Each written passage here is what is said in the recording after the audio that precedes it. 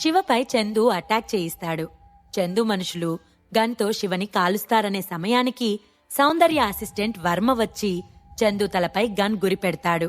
శివ చందుని కొడతాడు. సౌందర్యని చిన్నపిల్ల అని శివ అనటంతో సౌందర్య గింజుకుంటుంది. శివ తన విల్లాలో టీ తాగుతూ సంపత్ గురించి ఆలోచిస్తుంటే టీ కప్పు కింద పడి పగులుతుంది. నేను టీ కప్పై ఎలా కంట్రోల్ తప్పాను అని ఆలోచిస్తున్నాడు శివ. ఇదేమైనా చెడు జరగడానికి సంకేతమా అని అనుకోగానే శివ మనసు బాధగా మారింది. ఇప్పుడు ఆ ఇంట్లో ఏమైనా సమస్య ఉందా అని ఆలోచిస్తున్నాడు శివ. అలా అనుకోగానే అతని మనసంతా చాలా డిస్టర్బ్డ్గా అనిపించింది. సరిగ్గా అదే సమయంలో అజంతా హోటల్ లాస్ట్ ఫ్లోర్లో అక్కడి హోటల్ ఓనర్ పర్సనల్ రూమ్, అతని ఆఫీస్ ఉంటాయి. పర్సనల్ రూమ్లో ఉన్న లాకర్ని గన్తో కాల్చి ఓపెన్ చేశాడు ఓ వ్యక్తి. పక్కన మరో ఇద్దరు జెంట్స్, ఒక లేడీ ఉన్నారు. వాళ్ళ మొహాలలో క్రూరత్వం క్లియర్గా తెలుస్తుంది. అతను లాకర్లో ఉన్న గోల్డ్ని, క్యాష్ని అన్నిటినీ తీసి అక్కడే ఉన్న టేబుల్ పై పెడుతున్నాడు. ఈ అమౌంట్, గోల్డ్ ఇవన్నీ ఇక్కడున్నట్లు శివకి తెలుసా అని అడిగింది అక్కడున్న ఆమె. హోటల్ వాడి పేరుపై రిజిస్ట్రేషన్ చేసినప్పటికీ వాడెప్పుడూ ఈ హోటల్కి రాలేదు. అలాంటిది ఇక్కడ ఈ నిధి ఉన్నట్లు వాడికెలా తెలుస్తుంది అన్నాడు అతను. మనం వెంటనే ఆ శివని చంపేయాలి, లేదంటే వాడు మనకి అడ్డు రావచ్చు అన్నది ఆమె. వాడెక్కడున్నాడో తెలుసుకోవాలంటే ముందు మనకి సెల్వ జాడ తెలియాలి. అన్ని బుల్లెట్లు దిగినా కూడా ఇంకా ఆ సెల్వ ప్రాణాలతో ఎలా బయటపడ్డాడో తెలియటం లేదు. సిటీలోని అన్ని హాస్పిటల్స్ వెతికించాను, కానీ సెల్వ జాడ తెలియటం లేదు అని అసహనంగా అన్నాడు అతను. అవును, నిజమే. ముందా సెల్వని చంపేస్తే కాని శివకి మన విషయాలు ఏవీ తెలియకుండా ఉంటాయి. అయినా ఇప్పటికీ అతని శరీరంలో బుల్లెట్స్ ఉండే ఉంటాయి. అవే అతనిని రోజు రోజుకు కాస్త కాస్త చంపేస్తాయి అని వికృతంగా అన్నది ఆ మహాతల్లి. ఇంతలో ఫోన్ రింగ్ అవ్వడంతో డిస్ప్లే మీద నేమ్ చూసి రౌడీల నుంచి కాల్ అని అర్థం అవ్వగానే వెంటనే లిఫ్ట్ చేశాడు. అవతల వాళ్ళు, ఇక్కడ కూడా ముసలోడు లేట్ సార్ అన్నారు. మీరిలా లేటుగా వెళ్తే అలానే ఉంటుంది. గాయాలతో ఉన్న ముసలివాడు గంట గంటకి స్థలాలను మారుస్తుంటే మీరేం చేస్తున్నారు అని వాళ్ళని అరిచి, చూడండి, మీరు వెంటనే సెల్వని కనుక్కోవాలి. అతను కనుక ఆ శివని కలిస్తే మన ప్లాన్ అంతా అప్సెట్ అవుతుంది. 2 భాగాలుగా విడిపోయి శివని సెల్వని ఒకేసారి వెతకండి అని ఫోన్ పెట్టేసిన అతను ఎదురుగా ఉన్న స్త్రీ వైపు చూసి, ఈ గది వైపు ఓ కన్నేసుంచు. అలానే ఎవరైనా అనుమానాస్పదంగా కనిపిస్తే వెంటనే చంపేయండి అని చెప్పి అతను వెళ్ళిపోయాడు. వెలుగు తర్వాత చీకటి, చీకటి తర్వాత వెలుగు, ఇలా రాత్రి తర్వాత తెల్లవారడం సహజం. మరో రోజు వచ్చి చేరింది ఈ ప్రపంచానికి. శివ తన విల్లా నుంచి స్టార్ట్ అయ్యాడు. అతని ఫేస్ ఎప్పట్లానే ఉంది, కాని అతని కళ్ళు మాత్రం నిద్రలేమికి గురైనట్లు ఉన్నాయి. అతనికి తెల్లవారుజామున ఫోన్లో వాయిస్ మెసేజ్ వచ్చింది. సిటీలోనే పాత బస్తీలో మసీద్ వెనుకున్న సందులోని పాతబడిన ఇంట్లో కలుద్దాం, నీకోసం ఎదురు చూస్తూ ఉంటాను అని ఆ మెసేజ్ సారాంశం. అన్నోన్ నెంబర్ నుంచి వచ్చిన ఆ మెసేజ్ ఎవరిదని శివ ఆలోచిస్తూ ఉండగా క్యాబ్ ఫ్రంట్ మిర్రర్ నుంచి 100 మీటర్ల దూరంలో ఉన్న బ్లాక్ కలర్ ఆడి కార్ని చూశాడు. ఆ కార్ని చూడగానే అతనికి నవ్వొచ్చింది. అతను టాక్సీ డ్రైవర్కి ఇన్స్ట్రక్షన్స్ ఇస్తూ ఒక చిన్న గల్లీలోకి తీసుకుని వెళ్లాడు. ఆ గల్లీ నుంచి ఆ కార్ బయటకు వచ్చి ఆడి కార్ ముందు ఆగింది. ఆడి కార్లో ఉన్న 2 వ్యక్తులు షాక్ అయ్యారు. శివ మనల్ని కనుక్కున్నాడు అన్నాడు శర్మ. అవునేమో అన్నాడు వర్మ. సౌందర్య సూచన ప్రకారం ఆ 2 2 రోజుల నుంచి శివని ఫాలో అవుతూ ఉన్నారు. వీళ్ళిలా మాట్లాడుకుంటూ ఉండగానే ఎదురుగా ఆగిన కారులో నుంచి డ్రైవర్ దిగివచ్చి శర్మ వైపు చిరునవ్వుతో చూశాడు. వర్మ, శర్మ అయోమయంగా చూశారు. గుడ్ మార్నింగ్, నా కారులో వచ్చిన బాస్ మీకు ఈ నోట్ పాస్ చేయమని అన్నారు అని డ్రైవర్ నవ్వుతూ ఓ చిన్న కాగితం వాళ్ళకి ఇచ్చాడు. ఆ పేపర్ తీసుకుంటూ, సార్ ఎక్కడికి వెళ్తున్నారు అన్నాడు వర్మ. ఏమో నాకు తెలియదు, మధ్యలోనే కార్ దిగి వెళ్ళిపోయారు. మీరతని ఫ్రెండ్సే అంట కదా కాల్ చేసి కనుక్కోండి అని టాక్సీ డ్రైవర్ నవ్వుకుంటూ తన టాక్సీలో వెళ్తూ చేతిలో ఉన్న 1000 రూపాయలు చూసుకుని చాలా హ్యాపీగా ఫీల్ అయ్యాడు. ఆ చీటీ ఆ కార్లో వాళ్ళకివ్వమని 1000 రూపాయలిచ్చి దిగి వెళ్లిపోయాడు శివ. రోజంతా కష్టపడినా కూడా అన్ని డబ్బులు రావు కదా అనుకున్నాడు ఆ డ్రైవర్. వర్మ శర్మ షాక్ నుంచి తేరుకొని ఆ పేపర్ ఓపెన్ చేశారు. అందులో ఒక చిన్న వాక్యం మాత్రమే ఉంది. మీరిద్దరూ ఈ రోజుకి బ్రేక్ తీసుకొని వెళ్ళి రెస్ట్ తీసుకోండి అని ఉంది ఆ చీటీలో. అది చూడగానే వాళ్ళకి అవమానంగా అనిపించింది. మనం అతన్ని ఫాలో చేస్తున్నామని శివకి తెలిసిపోయింది. శివ మిస్ అయ్యాడు. ఇప్పుడేం చేద్దాం వర్మ? జ్యోతి టవర్స్కి వెళ్ళి చూద్దామా అన్నాడు శర్మ. కాదు, ముందు మనం వెళ్ళి సౌందర్య మేడంకి విషయం చెప్పాలి అని సీరియస్గా అన్నాడు వర్మ. శర్మ వర్మ పేర్లు చూడటానికి ట్రెడిషనల్ గా ఉన్నా ఇద్దరు ఫేమస్ ప్రొఫెషనల్ కిల్లర్స్. ఎంత రిస్క్ అయినా వాళ్ళు హ్యాండిల్ చేస్తారు. అలాంటిది ఈ రోజు ఈ చిన్న విషయంలో తమ కాన్ఫిడెన్స్ ని కోల్పోయారు. ఇప్పుడు సౌందర్య ముందుకు వెళ్లి ఎలా నిలబడాలి అని వాళ్ళు చాలా బాధగా ఆమె దగ్గరకు బయలుదేరారు. శివ పాత బస్తీకి వచ్చాడు. అక్కడ్నుంచి మసీదు వెనక ఉన్న సందులో పాడుబడిన ఇంటి ముందు ఆగాడు. ఆ ఇల్లు చాలా పాతది. అక్కడక్కడ పెచ్చులు ఊడిపోయి కళావిహీనంగా ఉంది. ఆ ఇంటి తలుపు నెట్టుకొని లోపలికి వెళ్లాడు. కింద ఫస్ట్ ఫ్లోర్ అంతా వెతికాడు. ఎక్కడా ఏ జాడా కనిపించలేదు. సెకండ్ ఫ్లోర్కి వెళ్లాడు. అక్కడ ఒక గదికి తలుపులు వేసి ఉంది. ఆ తలుపులు నెట్టి లోపలికి వెళ్లాడు. అక్కడ ఓ ముసలి వ్యక్తి ఉన్నాడు. అతను సెల్వరాఘవన్. అతను శివని చూడగానే, శివబాబు, నేనిక్కడున్నాను అని వణుకుతూ అన్నాడు. అప్పటికే అతని మొహం చాలా నీరసంగా రక్తం కారుతూ ఉంది. అతను పురుషోత్తం ఫ్యామిలీకి చెందిన వ్యక్తి. ఎన్నో సంవత్సరాల నుంచి ఆ ఇంట్లో పనిచేస్తూ ఉన్నాడు. అతని లైఫ్ అంతా కూడా పురుషోత్తం ఫ్యామిలీ కోసమే అంకితం చేశాడు. శివ అతనిని చూడగానే, చాచా, ఎందుకు నన్ను వెతుక్కుంటూ వచ్చావ్ అని అడిగాడు. లాస్ట్ టైం శివ సంపత్ని కలిసినప్పుడు కూడా ఇతను రాలేదు. అలాంటిది ఇప్పుడొచ్చి ఇలాంటి ప్లేస్లో తనని రహస్యంగా ఎందుకు కలవాలి అనుకున్నాడో శివకి అర్థం కాలేదు. శివబాబు, చెప్పాలంటే ఇది చాలా పెద్ద కథ. నాకంత సమయం లేదు. నువ్వు ఇప్పుడే హైదరాబాద్ వదిలి, కాదు, ఈ దేశాన్ని వదిలి వెళ్ళిపో. నీకోసం టికెట్ కూడా రెడీగా ఉంది. నువ్వు లైఫ్ అంతా విదేశాల్లో హ్యాపీగా లీడ్ చేయడానికి కావలసినంత డబ్బుంది అని కంగారుగా అన్నాడు సెల్వ. వాట్ యు మీన్ అని మొహం చిట్లించి అన్నాడు శివ. సెల్వ మొహం పాలిపోయింది. అతను చాలా బలహీనంగా ఉన్నాడు. ఇప్పుడో ఇంకాసేపట్లోనో చచ్చిపోతాడేమో అని అనిపిస్తుంది. నాకు ఎక్స్ప్లెయిన్ చేయడానికి టైం లేదు శివబాబు. నువ్విప్పుడే ఇక్కడి నుంచి వెళ్ళిపోవాలి. లేదంటే నిన్ను చంపేస్తారు. నీకోసం చాలా మంది హంతకులు తిరుగుతున్నారు. నువ్వు అర్జెంటుగా ఇక్కడి నుంచి వెళ్ళిపో అని అంటున్న సెల్వ ఒక్కసారిగా దగ్గుతూ ఉంటే నోట్లోంచి రక్తం బయటకు వచ్చింది. శివ సెల్వ దగ్గరికి వెళ్లాడు. అతను కప్పుకున్న శాలువా పక్కకి జరిపాడు. సెల్వ బాడీలో లోతుగా గాయాలున్నాయి. అవి బుల్లెట్స్ దిగటం వలన కలిగిన దెబ్బలని శివకి వెంటనే అర్థమైంది. గాయాలు బాగా పెరిగి చీముతో భయంకరంగా ఉన్నాయి. ఏంటి చాచా, నీ బాడీలో బుల్లెట్స్ ఉన్నాయా? అసలేం జరిగింది? నువ్వు హాస్పిటల్కి వెళ్లకుండా ఇక్కడేం చేస్తున్నావు అని కంగారుగా అడిగాడు శివ.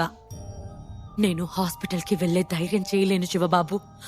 నేను హాస్పిటల్కి వెళ్తే నన్ను వెంబడించేవాళ్ళు నా ఆధారాలు కనుగొంటారు. నేను మీకు విషయం చెప్పే వరకైనా బతికితే చాలనుకుంటున్నాను అని సీరియస్గా అన్నాడు సెల్వ. శివ అతని వైపు నిర్లిప్తంగా చూసి, రా చాచా, హాస్పిటల్కి వెళ్దాం అన్నాడు. లేదు బాబూ, నా మాట వినండి. నా కర్తవ్యాన్ని నిర్వహించనివ్వండి. నాకెక్కువ రోజులు లేవు కాబట్టి ఈసారి మీరు ఖచ్చితంగా నా అడ్వైస్ వినాల్సిందే. మీరికపై ఇండియాలో ఉండొద్దు. విదేశాలకు వెళ్ళిపోండి. నేను మిమ్మల్ని వేడుకుంటున్నాను అని అన్నాడు సెల్వ. శివ ఏం జరిగిందో ఊహించడానికి ప్రయత్నం చేస్తూ ఉన్నాడు. కాని అతని ఊహకి ఏదీ అంతు చిక్కటం లేదు. సంపత్ గారిని పురుషోత్తం ఫ్యామిలీ నుంచి గెంటేశారా అని అడగలేక అడిగాడు శివ. సెల్వ బాధగా చూశాడు. హైదరాబాద్ సిటీలోనే పురుషోత్తం ఫ్యామిలీ అధికారం ముగిసింది. పురుషోత్తం ఫ్యామిలీ పర్సన్స్ అందరూ కూడా చనిపోయారు. మీ తాతగారు మాత్రమే పక్షవాతంతో మంచంలో ఉన్నారు. ఆయన ఎక్కువ రోజులు బ్రతకలేరు. ఇక మిగిలింది నువ్వొక్కడివే.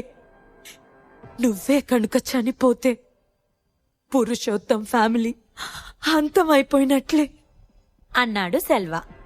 శివ షాక్ అయిపోయాడు. అతనికి తెలియకుండానే అతని కంట్లో కన్నీళ్లు చేరాయి. ఏంటి, పురుషోత్తం ఫ్యామిలీ మొత్తం చనిపోయారా అని అనుకున్నాడు శివ. అసలు ఆ విషయాన్ని అతను యాక్సెప్ట్ చేయలేకపోతున్నాడు. స్టేట్స్లోనే పురుషోత్తం ఫ్యామిలీ చాలా ఉన్నతమైన ఫ్యామిలీ. లెక్కలేనని ఆస్తులున్నాయి. ఇండియాలోని టాప్ 5 ఫ్యామిలీస్లోని పురుషోత్తం ఫ్యామిలీ ఒకటి. అలాంటి ఫ్యామిలీ లేకుండా పోయిందా? ఆ విషయం తనకి తెలియకుండా ఎలా ఉంది అని ఆలోచిస్తున్నాడు శివ. శివకి ఎక్కడో నమ్మకం అనిపించి, మా అమ్మ భర్త బతికే ఉన్నారా అని అడిగాడు. సంపత్ బాబు చనిపోయారు శివ. మీ తాతయ్య ఎక్కువ రోజులు బ్రతకరు అని శివతో అన్నాడు సెల్వ. సంపత్ని అతను తన తండ్రిగా యాక్సెప్ట్ చేయలేకపోయినప్పటికీ సంపత్ చనిపోయాడు అంటే శివకి బాధగా అనిపించింది. అసలు అతను ఈ పరిస్థితిని యాక్సెప్ట్ చేయలేకపోతున్నాడు. శివ కోపంతో ఊగిపోతున్నప్పటికీ కంట్రోల్ చేసుకుంటూ ప్రశాంతంగా సెల్వ వైపు చూశాడు. ఇదంతా ఎలా జరిగింది? ఎవరు చేశారు? అసలు పురుషోత్తం ఫ్యామిలీకి ఏమైంది అని సెల్వనడిగాడు శివ. జరిగింది గుర్తు చేసుకున్న సెల్వమోహం బాధతో నిండిపోయింది. నేను మీ నాన్నగారు చెప్పారని మీకు దగ్గరగా ఉండి మిమ్మల్ని కనిపెట్టుకుని ఉంటున్నాను. అసలు అక్కడ ఏం జరిగిందో నాకు పూర్తిగా తెలియదు. మన అనుచరులు చెప్పిన దాన్ని బట్టి పురుషోత్తం ఫ్యామిలీలో ఫ్యామిలీ ఇష్యూస్ చాలానే ఉన్నాయి. నువ్వు లేకపోవటంతో మీ అత్తలు వాళ్ళ హస్బెండ్స్ కుటుంబం ఆధిపత్యాన్ని తీసుకోవడానికి ఒకరిపై ఒకరు కుట్రలు చేశారు. అందుకోసం బయట వ్యక్తులతో చేతులు కలిపారు. ఈరోజు తమ జీవితాన్ని కోల్పోయారు. ఈ గొడవల కారణంగానే మీ తాతయ్యకి పక్షవాతం వచ్చి మంచంపై ఉన్నారు. కాని ఒకే ఒక్క రాత్రిలో Purushottam family and sub families కూడా అంతమైపోయాయి. అందర్నీ చంపేశారు. పురుషోత్తం ఫ్యామిలీ ఆస్తులన్నీ చేతులు మారాయి. ఎంతో కష్టపడి మీ తాతగారు సంపాదించిన ఆస్తిని మీ నాన్నగారు, మీ మావయ్యలు ఇంకా ఇంకా పెంచారు. ఎన్నో లాభాలొచ్చాయి. కాని చివరికి ఆ లాభం ఎవరికి వెళ్ళింది? రాజుల సొమ్ము రాళ్ల పాలైంది అని బాధగా అన్నాడు సెల్వ. శివ వింటూ, ఇంతకీ పురుషోత్తం ఫ్యామిలీ ఆస్తులు ఎవరు స్వాధీనం చేసుకున్నారు అని అడిగాడు. సెల్వ ఒక నిట్టూర్పు విడిచి, మీ నాన్నగారు తప్పక పెళ్లి చేసుకున్న స్త్రీ అనురాధ మెహ్రా ఇప్పుడు మీ నాన్నగారి భార్యగా ఆస్తులన్నీ ఆమె చేతిలోనే ఉన్నాయి. ఇదంతా జరగడానికి కూడా ఆమె పుట్టిల్లు మెహ్రా ఫ్యామిలీనే కారణం. ఎప్పటినుంచో పురుషోత్తం ఫ్యామిలీ కంటే దిగు స్థాయిలో ఉన్న మెహ్రా ఫ్యామిలీ ఇప్పుడు పురుషోత్తం ఫ్యామిలీని డామినేట్ చేయడానికి ఈ పని చేసింది. మొత్తం పురుషోత్తం ఫ్యామిలీని నాశనం చేయడమే కాకుండా మొత్తం ఆస్తులన్నీ కూడా ఆక్రమించారని అందరూ అనుకుంటున్నారు. అనురాధ మేడం పురుషోత్తం ఫ్యామిలీకి ఇలా అయినందుకు కనీసం బాధపడటం లేదు. ఫ్యామిలీకి అనుచరులుగా ఉన్న అందర్నీ కూడా వెంబడించి చంపేస్తున్నారు. నన్ను చంపడానికి దాడి చేశారు. నిన్ను కనుక్కొని నిన్ను కూడా చంపేస్తారు. నువ్వు చనిపోతే పురుషోత్తం ఫ్యామిలీ అంతమైపోతుంది. అలా జరగకుండా ఉండాలంటే నువ్వు బావుండాలి అని చెప్పడం ముగించాడు సెల్వరాఘవన్. అతను చెప్పేది వింటున్న శివకి రక్తం మరిగిపోయింది. సెల్వ ఆయాసపడుతుంటే శివ బయటికెళ్లి అతనికి మంచినీళ్లు తెచ్చిచ్చాడు. అవి తాగిన సెల్వ కాస్త సెట్ అయ్యి మళ్లీ చెప్పటం మొదలుపెట్టాడు.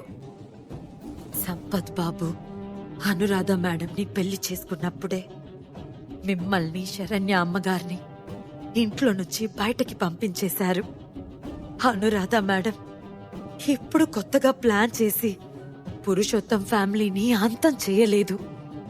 ఆమె 10 years బ్యాక్ ఇదంతా ప్లాన్ చేసి మీరు ఇంట్లో నుంచి వెళ్లిపోయేలా చేసి ఆ ఇంటికి కోడలుగా వచ్చి వాళ్ళందరితో మంచిగా ఉన్నట్లు నటించింది. అందరితో చాలా బాగా ఉండేది.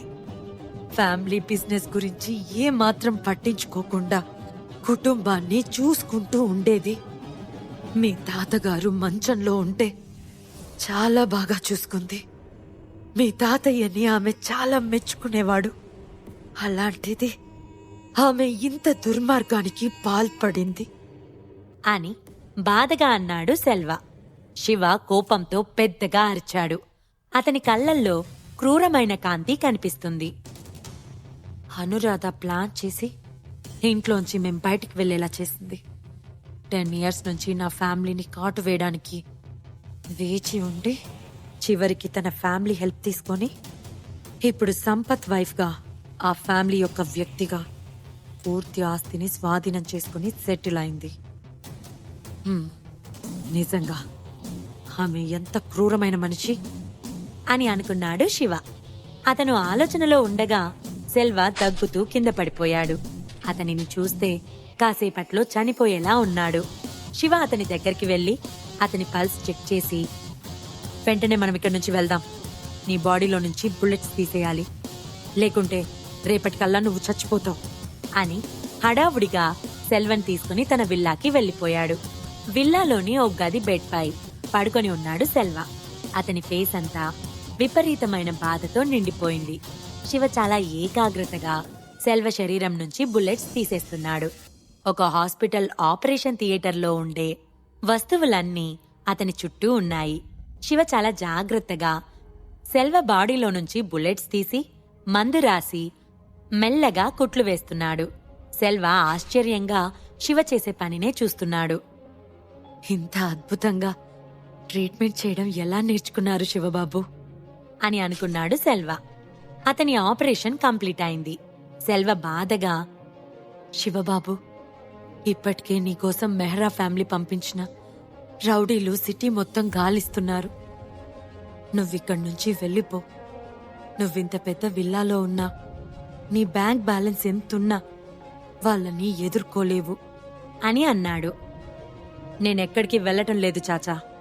మెహ్రా ఫ్యామిలీని ఖచ్చితంగా కలుస్తాను, వాళ్ళ సంగతి చూస్తాను అని అన్నాడు శివ. సెల్వ షాక్ అయ్యాడు. శివ తన ఫ్యామిలీని కోల్పోయినందుకు ఏ విధంగా ప్రతీకారం తీర్చుకుంటాడు? ఇప్పటికే సిటీలోనే టాప్ మోస్ట్ ఫ్యామిలీస్ అన్నీ ఏకమవ్వబోతున్నాయి. అన్నీ శివకి వ్యతిరేకంగా ఉన్నాయి. వాళ్ళని శివ ఎలా ఎదుర్కోబోతున్నాడు? ఈ ప్రశ్నలకు సమాధానాలు తెలుసుకోవాలంటే నెక్స్ట్ ఎపిసోడ్ వినాల్సిందే. క్రింద ఇచ్చిన లింక్ ని క్లిక్ చేసి పాకెట్ ఎఫ్ఎం యాప్ ని ఇన్స్టాల్ చేసుకోండి. Stay tune to pocket FM.